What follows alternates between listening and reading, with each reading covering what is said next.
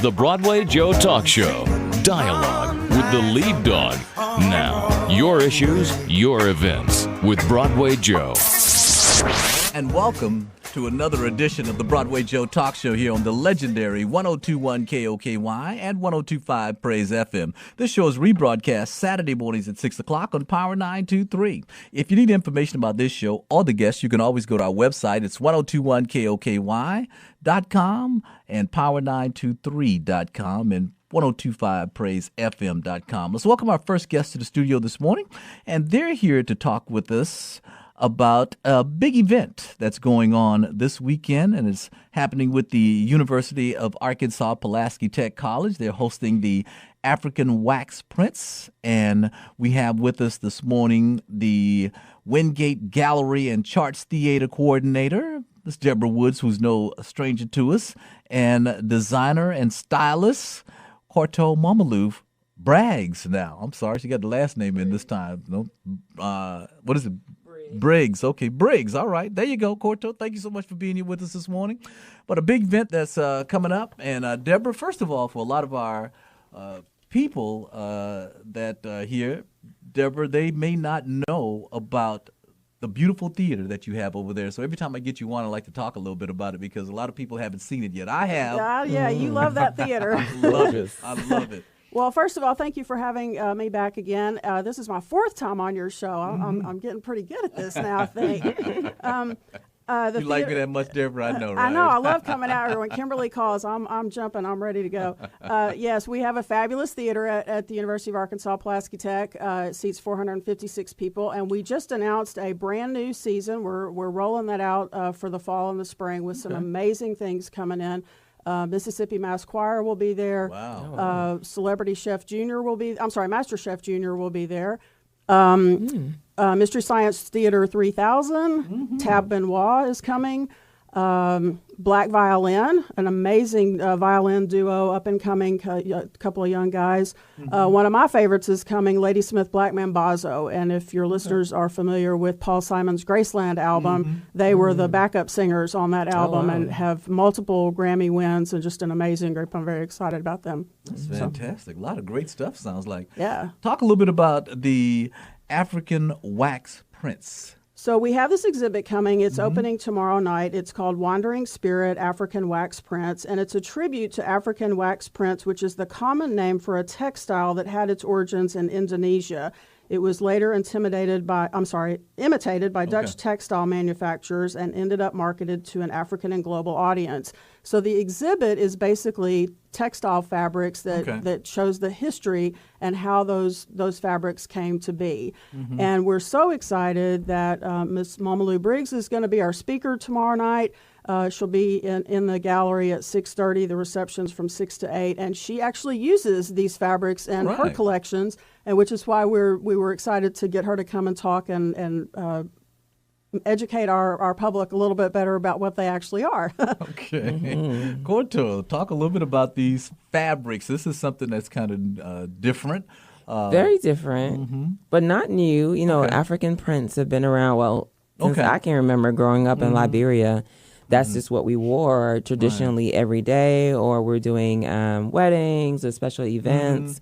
So as a designer, you know, at some point, I wanted to incorporate those things in my work because I am African and just show the new age way of wearing it. Because when I was little, you had to wear it the way your parents said it. But I've always wanted to wear more Western styles. So now I actually make kimonos out of them, or just things that you naturally wouldn't just think to make out of a wax print. And people always feel like it's only African people that can wear it. It's just fabric. It just happens that, you know, more African people wear it, but it didn't even originate in Africa. But it's our fabric and we've owned it. So don't be afraid of it. Come to the exhibit and see where these prints came from. See some of them you probably already have in your closet. We just had Africa Day Fest not too long ago, so there was a lot of fabrics there as well. People were wearing it and expressing it. So is it something like a lot of people wear them in the dashiki forms like that? Or yes, that's one form, but mostly they make clothing out of it. So like pants, tops, jackets, blazers. I mean, I've seen wedding dresses made out of it. At some point, I actually started making pillows. as accents for your home. I'm actually wearing these bracelets that are covered in it. So there's different ways that you can wear it where it's not so in your face and it's inviting. I would say start small. And just work your way up. Some people wrap their hair with it. You can do so many different things with it. So experiment with it and use it in your everyday life. Okay. So you're going to be talking a little bit about it tomorrow. And if you join us, Koto will be speaking, as a matter of fact, and showing us a little bit about it. That's from 6 until 8 on tomorrow, correct, Deborah? That's correct. Okay. 6 until 8 on tomorrow. How do people become a part of it? They just no cost. show up. It's free event. Yeah, it's free. It's open to the public. We have Zinzi Ageni will be there with his percussion quartet, which will be amazing, in our lobby. And the exhibit actually runs through October the 5th. So if they can't come tomorrow night, they can certainly come any of the other days that it's open, and we'll be happy to have them. Okay. We're talking about the African wax prints, and it's going to be over at the Charts in the lobby there, and it's an open reception going on Friday evening from 6 until 8 o'clock, and we have Koto with us this morning because she's going to be giving you all the information that you need to know about it, and I know there's some beautiful prints with it, and I don't know, I told you about this, I don't know if you remember me telling you about it, but my mother used to be a seamstress, so I actually took home ec in school, and so that's I cool. could do a little, I actually made my prom tuxedo. That is awesome, with the help of my mother. I don't want to take all the credit for it, but she helped me with it, but doing the patterns and stuff like that, I was raised around all of that and seeing it all the time. That's but a lot awesome. of people don't know that's something that's kind of special. It's a lost form. Yes, we're closing fabric stores. Where it's hard to find out, which is crazy because being a fashion designer is actually exploding. Everybody's becoming a designer or a stylist. So I think we need to incorporate that back in the schools and just, it's everyday life. If your button comes off, do that in schools now, you may be hitting on something there.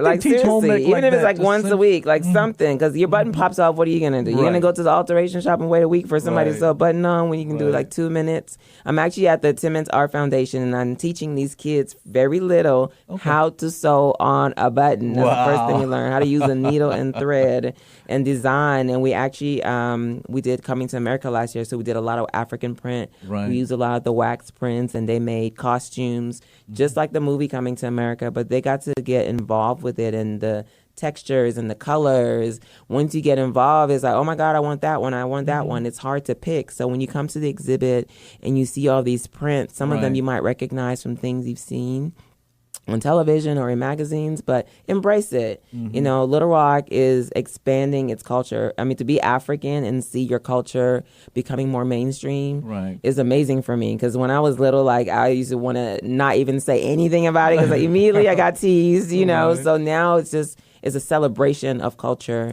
And if you're not sure about it, you want to get more information on it, this would be the perfect exhibit to come and visit, and just see it, touch it, and there's some really cool pieces in there as well. But that's the way that they used to do it back in the day. People would go to the fabric shops and pick out the fabric that they wanted, and they would find a seamstress that would sew it and put it together. And I think that, I don't know if they do that or not now. It's coming back. It's coming back. I'm glad to hear it's coming back. I didn't know it went away, but I'm glad that it's coming back. I think it's coming back. More people are getting things made now because, you go to the store, everything looks the same. All the patterns are the same. The colors are the same. One thing about African prints and the wax prints especially, once you find a good one, sometimes it's hard to find it again. So when you see it, you almost have to get it right then and there. So usually I always get a whole bunch, and then sometimes, some way, something will come up with it and I'll use it. But great exhibit. Well, great. Again, Deborah, let me thank you so much. Thank you. Wingate Gallery Charts Theater coordinator with us this morning, Brenda Wood.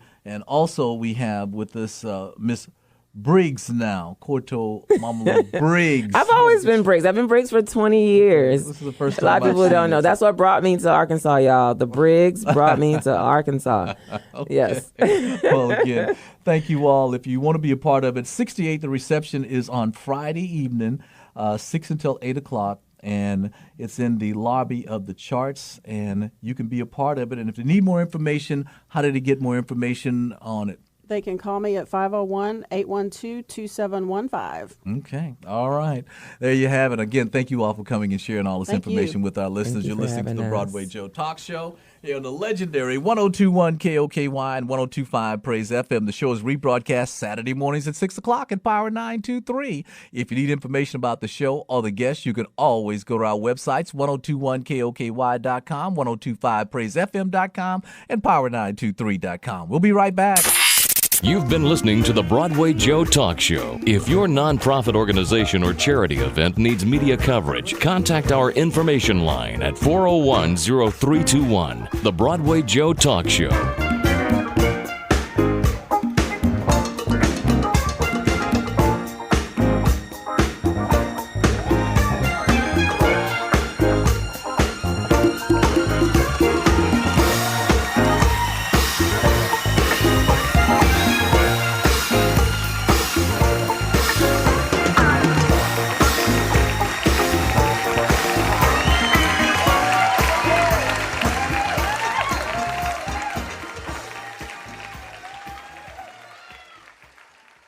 Dialogue with the lead dog. This is the Broadway Joe Talk Show. And welcome back to the Broadway Joe Talk Show here on the legendary 102.1 KOKY and 102.5 Praise FM. The show is rebroadcast Saturday morning, 6 o'clock at Power 923. And let's welcome our next guest to the studio this morning. She's here with foster care in the state of Arkansas. We have Miss Shara Thompson. She is the Community Engagement Specialist with DHS in the Division of Children and Family Services. And it alarms me. I want to, first of all, welcome you, Shara, to the studio. And thanks for thinking about us, because you said you got a problem, and I was thinking, and I got to get the word out. And so you called us, and I really appreciate it, because things like this are very special to me, being a child of adopted child, when I see things like this with foster care. And right now we have over 4,000 children in foster care, but only 1,700 beds. What are you doing with our kids? Well, right now we are really focusing on recruitment, because we have such an alarming number of children in foster care. One of our biggest issues right now is our teens and our sibling groups. And at least by October, we have a lot of group homes that are closing. And so our issue is really getting the word out, bringing awareness of our need, making sure that people know that these kids deserve a home, a family.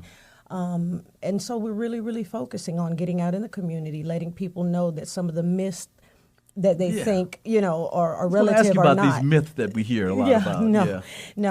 A lot of people think that they can't have apartments. I've heard things like, you have to be married.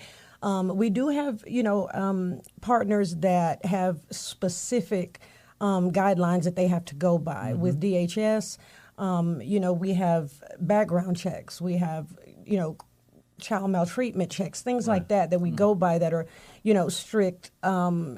But people don't have to be a certain thing. We need loving homes. We need to protect our children and make them feel safe. Every child deserves permanency.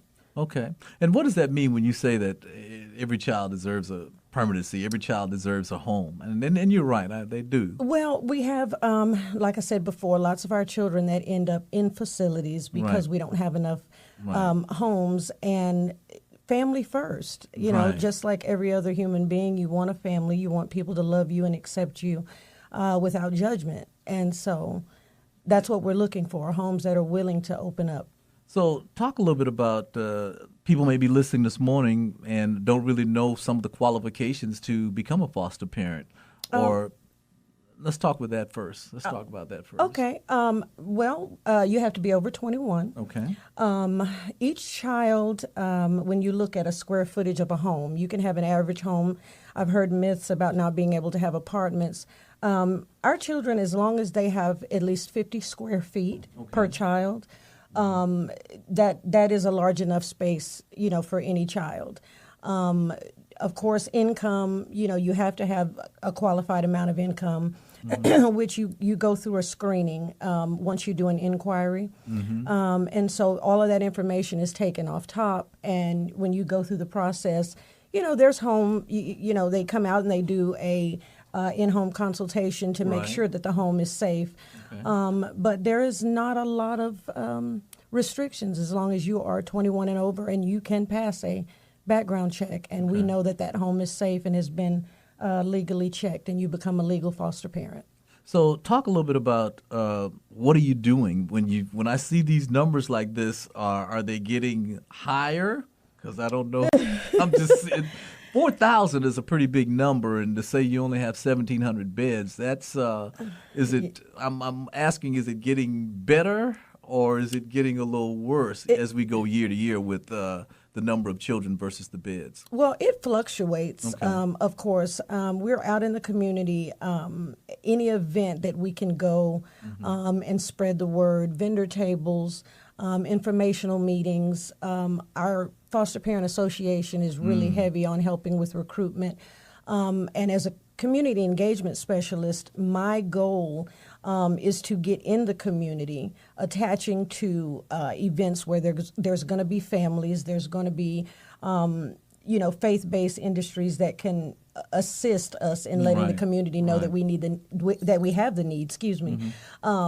We would prefer to keep our children in our communities with their families. We're asking relatives to step up because family. Of course, biological family is best. A lot of the kids, we would love to get back home to their biological families. And if that's not a possibility, we also would, prefer for people to step up that know those children, that are even fictive kin to those children. You went to church with them, you went to school, you were their teacher, what have you, just people that they're familiar with. Right. Talk about some of the benefits. People that are listening to the show today are thinking, well, I could, but I don't know if I would. It's got to be a beautiful feeling. It is. Knowing that you're doing something for a child. I mean, that would be, to me, would be the first benefit for anyone to making a difference in a child's life. It is. I am a former foster parent. I work in it now, so I am not able to do as much as I want to do, but it is especially with our teens really take the brunt of a lot of it because they understand what's going on. And you have to understand, a child is traumatized the moment that we have to remove them from a home. And so to have a teen or a child that can be loved, can be shown what healthy is, can be shown what family is, and to become a productive citizen and say, it's because, I was adopted or this is my foster parent and they love me. That's a big difference in a child's life. Absolutely. And the big thing about it too, that for me, it's I talk about it a lot in some of my presentations that I do, and speaking with parents and kids sometimes is one of those things that you don't get a chance to pick. No. It is what it is in the situation that it is. Yes. And for a lot of our kids, you know it and you look at it and you see it. They deserve better and they deserve more, but you just got to get up and help. So people listen to the show today and maybe they want to make a difference in a child's life. How can they find out more about becoming a foster parent? Is there something like where you can work with a child for a while and that kind of thing? Because fostering can lead to adoption. Yes. Right. So talk a little bit about that and how it works if someone's listening to the show today and maybe they want to help out. I don't know if I can do it for long or whatever. How do they get the information? How do they become a foster parent? It's a couple of different ways. They can go to our website, which is www.fosterarkansas.org. Or they can call me. I am, of course, out in the community, but they can call me directly. When they go to the website, you can actually go on and look at several different areas, whether you want to volunteer, whether you want to become a foster parent. And I do want to say, as a foster parent, some people that cannot do full-time, we also have people that sometimes are just respite. As a respite, we might have a foster parent that has to go out of town, that might be sick, somebody that's a respite situation, that child wouldn't be there full time. It would be just for the duration or a short period of time for that child to have somewhere to go, because you don't want to take a child out of a home and put them in a facility because you don't have anywhere for them to go. And they can also volunteer. We have volunteers, we have mentors. Some people might say, I can't really, I don't have a lot of time to devote. If you just want to bring me snack bags. Wow, okay. We have children that when they come in, we want to be able to feed them. Give them a snack while things are going on. Whether it's toothpaste, toothbrush, personal hygiene items. We do have people that just simply come up and file. Wow. We need help in those areas too. So there's lots of ways that they can actually come out and help in any capacity, even with recruitment, So all they have to do is, call or go to the website. Well, if you're just joining the discussion here, we started off letting you know that we have some alarming numbers and we need your help. We need you to help. We have over 4,000 children in foster care, but only 1,700 beds available. So you know that there's a big disparity there. And if you can make a difference, give her a call today. Go to the website if you want to find out more about it. Maybe you're on the bubble and you're just like, well, I don't know if I got enough time and things like that. You just heard Shara say that they will work with you. But the big thing is you can make a difference in a child's life. And what ages are we talking about? It's up to 18, right? Yes. And right now the biggest recruitment is for 6 and up. Okay. Everybody seems to want babies, but our big you kids. You and I were talking about the baby that they found in the bag, and they've got thousands of people wanting to adopt the baby. But once a child gets over 6 or 7 years old, it's sad that people are a little reluctant to want to come out and be a foster parent. Yes. And again, foster parenting leads to possible adoption, and those things can lead to some great relationships. Oh, yeah. And one thing that I always want to make sure people understand is when you foster, you might not adopt that child that you have in your home, but just the satisfaction and the love that you gain for those children, you might say, you know what, I want to adopt. Wow. I want to make a bigger difference. I want to do something else. And then at that time we have, several children that are at pre-adoptive stage or adoptive stage, and you can come to events, you can meet the children, you can love on them, and you can say to a child, I want to become your forever home, is what we would call them. That would be great. Again, we're talking this morning with foster care here in the state of Arkansas and the DHS Division of Children and Family Services. They really, really need your help. Again, Sheriff, they want to help out somebody listening this morning and they want to make a difference. Phone number, website, they can go and get more information. Phone number 501-682-9293. And the website would be www.fosterarkansas.org. All right. Sheriff Thompson with us this morning, foster care here in the state of Arkansas, DHS, Division of Children and Family Services. I want to thank you again, Sheriff, for coming and sharing all of this information with us this morning. And again, listeners, we need you. We need you to make a difference in a child's life, and you can do that. 400 kids, 1,700 beds. You do the math. Something's wrong with that situation. Again, thanks for coming in, and hopefully we can get some of these kids some homes, some foster homes, and then hopefully that can lead to some permanent homes. But again, thank you so much, Sheriff, for sharing this information with us. Hey, you're listening to the Broadway Joe Talk Show here on the legendary 102.1 KOKY and 102.5 Praise FM. The show is rebroadcast Saturday mornings at 6 o'clock at Power 923. And if you need information about the show, you can always go to our websites, 1021KOKY.com, 1025praisefm.com, and power923.com. We'll be right back. You've been listening to the Broadway Joe Talk Show. If your nonprofit organization or charity event needs media coverage, contact our information line at 401-0321. The Broadway Joe Talk Show.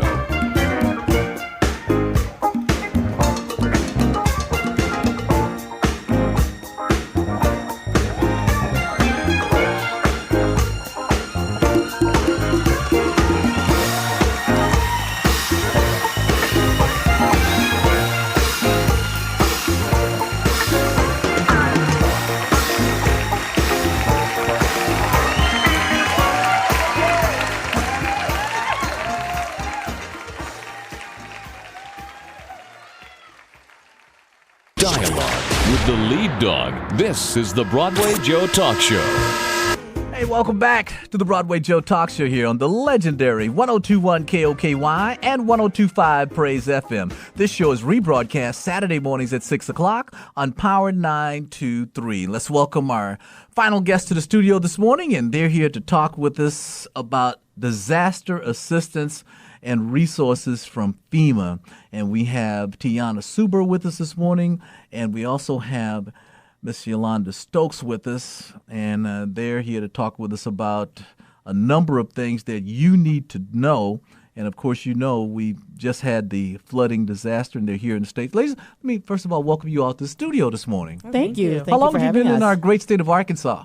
I think about 3 weeks now. Oh, 3 weeks? And for me, I've been here a little over a month. Okay. This is not your first time in Arkansas. Yes, it's my first Really? time. Yes. Yeah. Well, I've been here all right. before. You've been here long enough now to be an Arkansan. I think we are officially. Officially, yep.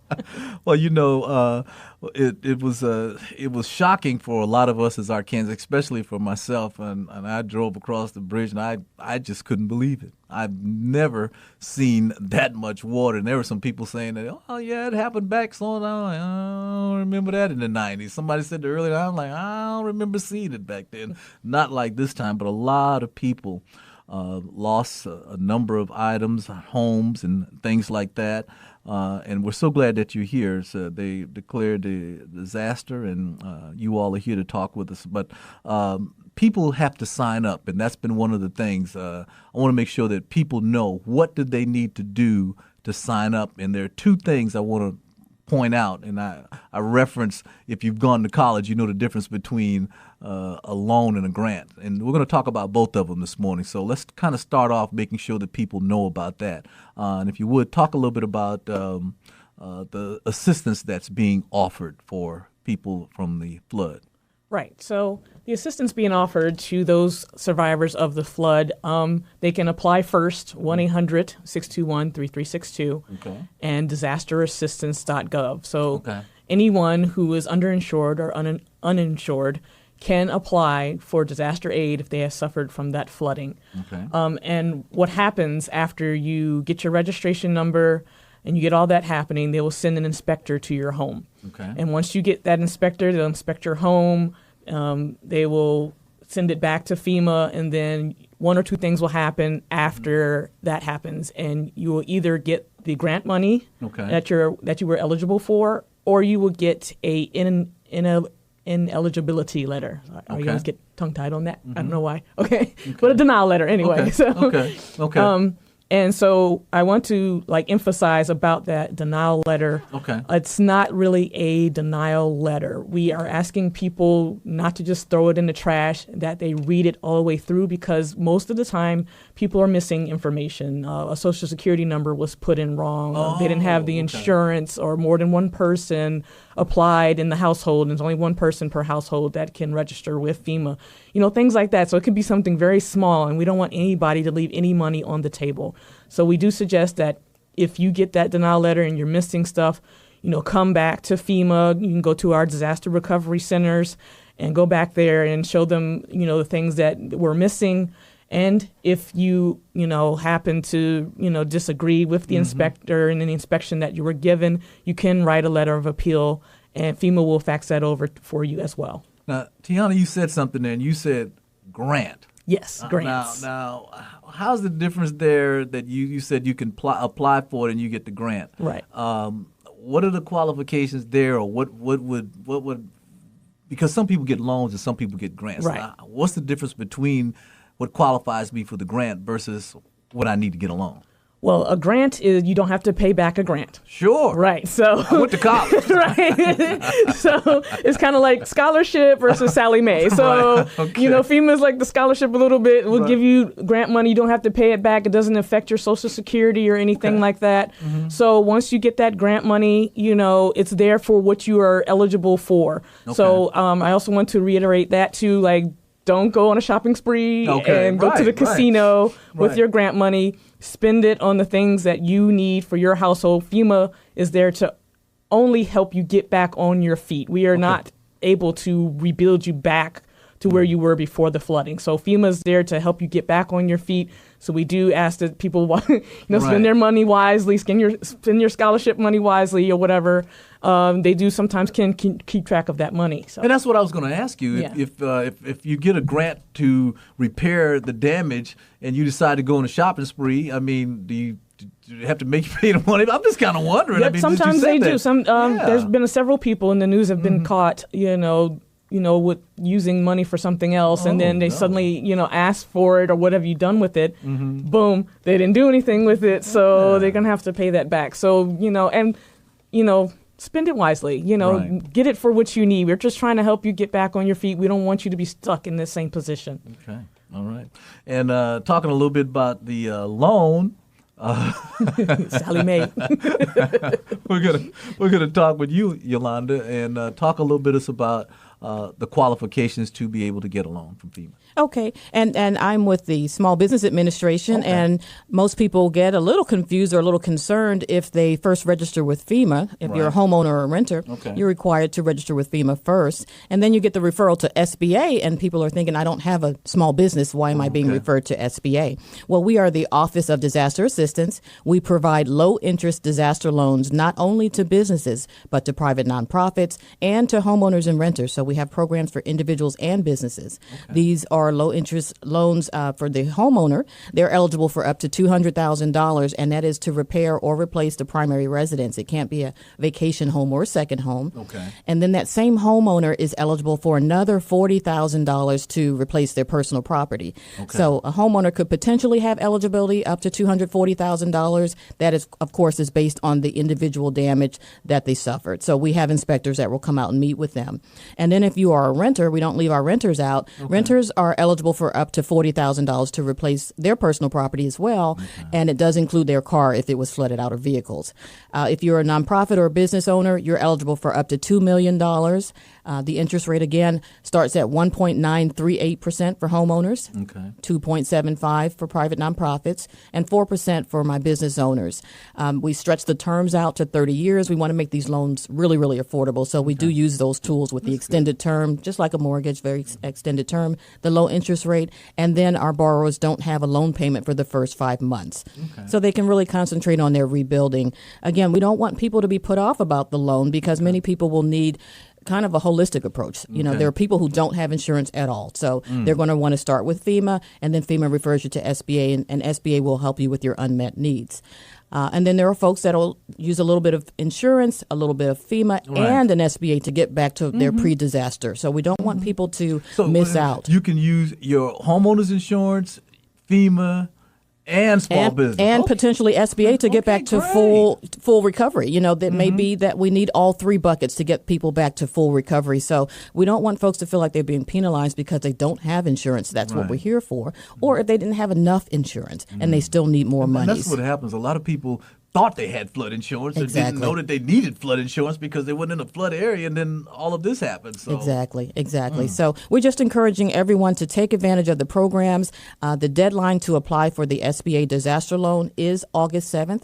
It's the same deadline registration for FEMA. So those two, that's a really, really important date for folks to remember. 7th. August 7th is the deadline to apply for SBA. The 3 ways that you can access SBA's programs, of course, we want to provide that face-to-face assistance. We are set up in disaster recovery centers throughout all of the declared areas.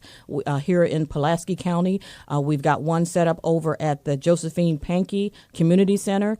And also in Pulaski County, we have another center set up at the North Little Rock Community Center. So those are some centers folks have access to if they want to get that face-to-face assistance. But we know folks are working, business owners are trying to keep the lights on, so they can go ahead and apply online as well at disasterassistance.gov. Click on SBA disaster link. And also there is a customer service number that folks can call. That number is 800-659-2955. And I'll repeat that number again, is 800-659-2955. So if you're driving out there this morning and you didn't get them down, we're going to post these numbers on our website so you can get this information. And if you're just joining us, we're talking about disaster assistance and resources that are available from FEMA as well as the Small Business Administration. And I want to thank our very special guest. Now, one other thing I wanted to talk about, ladies, and you all gave me some insights here as we were talking a little pre-interview before the interview here on the air, is to make sure that we talk to our listeners this morning about the potential and the possibility of fraud. And you mentioned that there are people that are actually walking around with FEMA shirts on like they FEMA. You can get them online. I'm like, what? Yeah, and that's very true. And some people give them away, which they're not supposed to do it at all either. But there's ways to get it. So, usually more in a large disaster, that type of fraud can happen. But mostly what we will get, a most common one, is the inspector. Okay. So the inspector, once you get your registration number, right, you're going to get an appointment. They're going to call you, and they're going to set up an appointment in a day that they're going to be there. Somebody over 18 must be at the house to answer the door. Okay. And then what that person is going to show you is a actual government badge. And those aren't easy to come by. So if they have a government badge, I don't care if they have a jacket, a hat, some tennis shoes, I don't care what it is. Right. If they don't have a government badge, then that's flag number one. And flag number two is when they start to ask you for money up front. And FEMA does not ask for money up front or at all while we're inspecting your home. We're just there to inspect the home, and then we send that information off to FEMA, and that's about it. So anybody asking you for money, they can't produce a badge, they're hesitating, things like that. Please call your local authorities and let them know that somebody is roaming around the neighborhood pretending to be from FEMA, trying to get money from survivors. A low-down, dirty dog. Be doggone. Yes. I can't believe that. Yes. I mean, I see them, coming around trying to clean up and, playing the game like that, but to dress up like you, FEMA, and come in there, and boy, I tell you. And pretending to be contractors as well and things like that. And then and then they get the money from them and they don't see them again. So we're definitely want to push that out. I'm glad that you asked me that because we don't want that to happen to anybody, and we don't want anybody to be afraid to register with us and get disaster aid. Well, these people, as you mentioned, go from disaster area to disaster area, preying on it. And I want to say mainly a lot of the elderly people. Right. And I want to talk to our listeners this morning. If you have a family member that's a little elderly, can you be a part of the process and working with them and trying to help them along? Right. Because a lot of the stuff you mentioned, they may have to fill out a bunch of paperwork and things like that and get it off and get it back. And I want to revisit what you said earlier. If you get your information back and it's telling you that you really weren't approved for it or not, not to just say it's over with. There could have been a little mistake. So talk about that again for our listeners. Yeah, sure. So we're asking people not to throw away the letters. You could be missing information. Again, you could be missing a number from your Social Security number. You don't have your insurance yet. We do ask people, that they get their insurance claim first. FEMA will ask for that first. We want to see, what they're covering. So if you're fully insured, then that's fine. FEMA does not duplicate benefits. So if you're fully insured, which is great, that'll be great, then you're covered. But, if you're underinsured, and you only have half of something covered, bring that stuff with you. Bring your receipts and things like that. Bring that all with you so that you won't have anything missing. So please don't give up on the letter. I know it's a lot to read through, but we don't want anybody to be left behind. We want to help everybody as much as we can. Okay. And we want you to definitely be aware of fraud. When they're talking Small Business Administration, and Yolanda, you showed me your badge. So if it's anything to do with Small Business Administration, that person should have some type of some type of exactly. And Tiana mentioned the fact that FEMA does have inspectors that would meet with the borough, and I think we talked about it earlier, but I wanted to reemphasize because I don't want folks to be afraid. Right. But SBA does have their own inspectors as well who will come out to meet with each individual survivor to determine what their damages are. So we don't want folks to get alarmed because 2 inspectors will come to meet with them. That's part of the process. Okay, especially if you're applying for SBA, a small business loan. Exactly. You're going to get another inspector. Now, do they come together, or does that inspector have some type of credentials if he's from the Small Business Administration? Yes, our inspectors will have that same credential that I just showed you, the badge. They'll have an official badge stating that they are a government official as well. Okay. And we want to mention again, if you're listening to the show today and you have not applied, if you've not filed, and I want to say this, especially for our listeners, about Aunt Susie. She older now, and she don't do the things she used to do when she was younger. Or Uncle John, he doesn't do what he used to do anymore. Look out for our elderly people out there that may have had some type of disaster when it comes to their homes or vehicles, anything like that, and be proactive and get out and help them with that, because we just told you about people that are going around impersonating that they are somebody that they're not. So again, the deadline, and we want to make sure that everybody knows that you're not going to be here forever. There are disasters going on. I just heard about the poor people in New Orleans. The storm hadn't hit yet, but Bourbon Street is flooded down there. Right. And I got a daughter that's going down there. I think they're a sorority going down to party. I don't know how much party they're going to do this weekend. But I'm glad it wasn't last weekend, because last weekend was Assistace. Right. Assistace Music Festival. Yeah. It just always concerns me about our elders, and I'm always concerned about them and making sure that people don't take advantage of it. Numbers that they can call. The deadline again is? The deadline to apply for SBA is August 7th. And we also have, I didn't mention a component of the business loan program. Mm-hmm. We can help business owners with economic injury. There may be some business owners who maybe didn't have so much flood damage, but they lost the traffic that they would normally have had to their business. Mm-hmm. They don't have their customer base. They can't pay their bills. They maybe had to lay off some employees. Mm-hmm. So we can help them with working capital needs as well. Okay. And the deadline for that is March 20th of next year. Okay. But we don't want our business owners to wait. Okay.